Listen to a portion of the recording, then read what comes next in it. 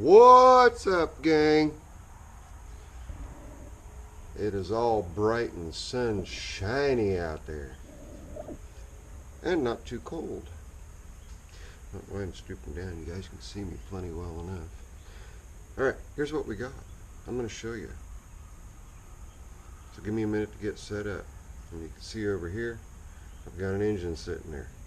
But we have a problem. Houston, we have a problem. Be right back. Alright, are you ready?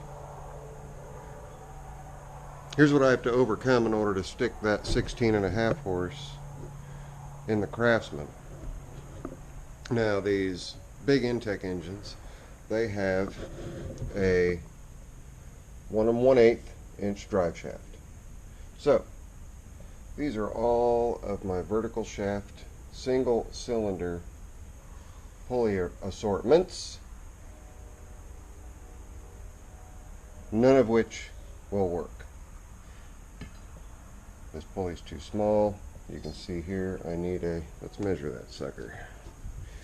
Let me go ahead and clamp this down so you guys can just see the whole pile and not a bunch of, there, that's better, plus I got my hands free. Okay. First thing, height. We have to have a certain amount of height down in order for the belts to align. You can see this one is considerably shorter, has a shorter neck. So I do have one here that has a longer neck, which would be long enough to take care of that problem, but the diameter here is too small. And plus, this is for a really large belt, 3/4 inch, whereas this one is for a 1/2 inch belt. So as we progress and get into the nitty-gritty and the lowdown about how we're going to overcome that problem, first you go from 1 1/8 down to a 1 inch.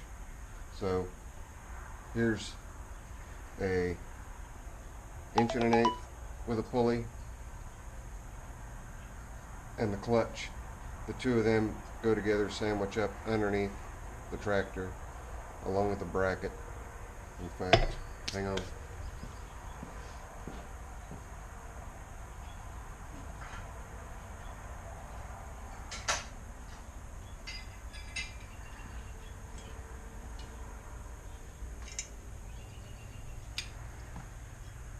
All along with the bracket.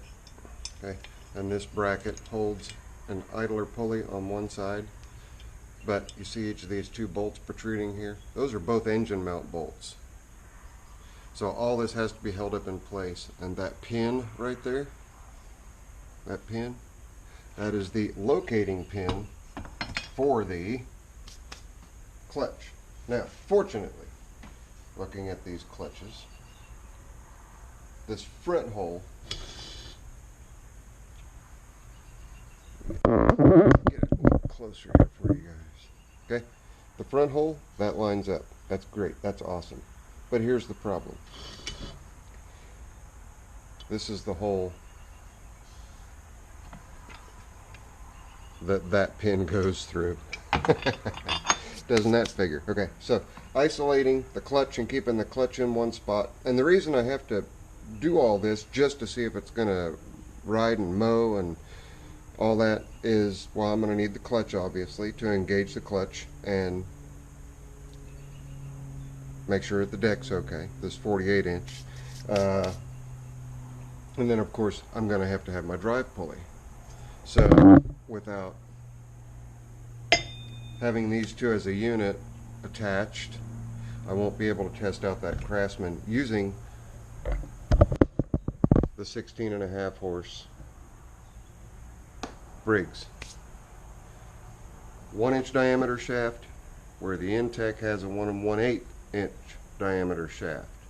So we have a considerable height difference on the stack up. So what I'm going to have to do, if I was to do it this way, what I would have to do is sacrifice this pulley setup, which I don't have a problem with, cut this the length that I need it to compensate over here to properly locate this pulley which would be the drive pulley, and then bolt the clutch up. Now, here comes the next issue. The next issue is the Intech engine has a 4-inch by 1 1/8 inch drive shaft, crankshaft coming out the end. That little sweetie right there has a 3-inch crankshaft, drive shaft coming out the bottom. So what's the bottom line? What is the lesser of two evils with this entire venture? I'm just going to pull the Poulon in here, yank the engine off of it, which will take me 15 minutes, and drop it in the Craftsman. Problem solved. So going through all, and I've been out here for about 45 minutes. I'll show you over here everything that was in the way. See the toolbox, the blade, the gas tanks, my carry-all box, these 2 boxes of sheets, that box of sheets, and a heavy logging chain I forgot was in there. My oil dry, my Brindley plow,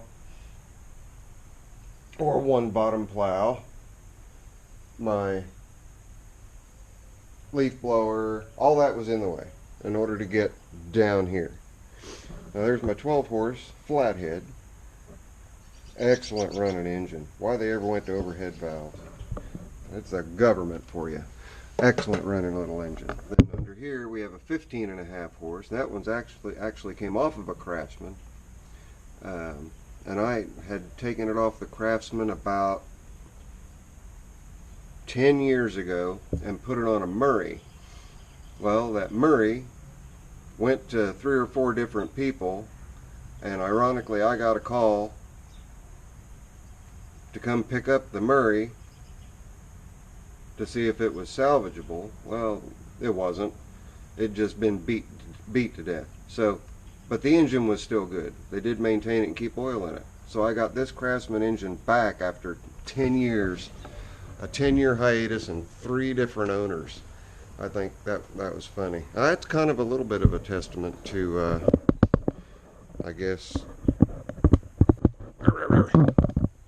how, I mean, they took care of it, and I must have put it together right for it to have lasted that 10 years. The deck bearings wore out. It just would have costed too much to put it back together. It didn't have 4th and 5th gear. First, second, third. Didn't have 4th and 5th gear. Anyway, that's neither here nor there. So we've got this big old pile of stuff down here. Searching all this out was in vain, because my solution would take a lot more work than what is necessary, and also a lot more work than just pulling the Poulon over here, pulling the engine, setting it in the Craftsman. So I'm gonna wait, and it'll be about hopefully just about a week for you guys. Grass is already grown here. I got to mow. I'm not going to play around with the Poulon, obviously, since I mow with it. But I'm supposed to be getting the 54-inch deck, and that I should be getting it this weekend. As long as I get the deck this weekend and I can look at it and go through it and make sure it's okay. I don't care if the spindles are shot, because the spindles on the 48-inch deck that I set outside, they're great. So I can swap those over. That's not an issue. They're the same spindles. Greasable. Huh. But at any rate, this is going to be not part 1.5. I'll just go ahead and make this part 2. And I'm going to situate the engine that blew in a way that hopefully will let you guys see the carnage inside. I'm amazed, absolutely amazed at what happened. I've never seen it on any engine before. What I'm going to show you, let me get it set up and I'll show you guys. I'll be right back. Okay, you guys are looking at the hole inside the block, on the side of the block, and you can see to the right is the crankshaft. You can see the little Briggs and Stratton insignia to the top, and see the crank journal. And you can also see the bottom of the piston where the wrist pin would be. I've never seen a blown engine take out the wrist pin as well, or not the wrist pin, but the connecting rod at the wrist pin, and there is absolutely no trace of it. I've never seen that before.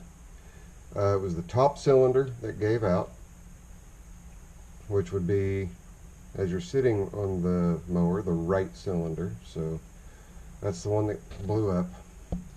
And we can continue looking around in here. There's some carnage down there. But there's a little bit more that kind of amazes me.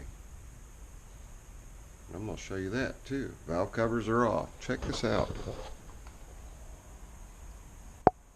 The valve train. The valve train is fine. How bizarre. And over here, same thing. They're fine. So, at the very least, I've got two good heads. I don't know if the valves are any bigger than what's on the 22 horsepower. Of course, I didn't measure them when I pulled it apart, when I pulled the intake, the 22 horse intake apart. But at any rate, I thought you guys might find that interesting. And yes, I'm using the GoPro, and fortunately, it cooperated. You guys were able to see inside there really well. This engine would run on one cylinder. Since everything is gone and out of the way, it'd run. But I'm not going to run it and blow the other side. I know I can keep the connecting rod, but I doubt that the piston's any good on the left side. But we'll see. And I've at least got the carburetor and the heads, the coils, provided it's got spark, the alternator, the flywheel, blower fan, the regulator. A lot of good parts on it. Just not the block. Alright, that's going to conclude part 2. It's going to be probably about a week, I'm guessing, before I'll be approaching part 2. So it is March something, 29th.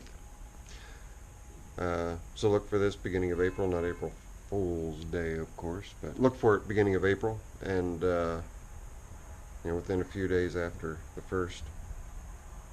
And we'll see what we've got. That's it. I'm going to enjoy the next 3 hours of daylight by picking up branches in my yard. I'd rather not. Does anybody else want to come over and do it for me? It's the only thing that sucks about having 3 acres and a lot of trees. There are a lot of branches. Alright, I'm done. That's it. I promise you guys I will see you on the next video. Zippo later. I'm out of here.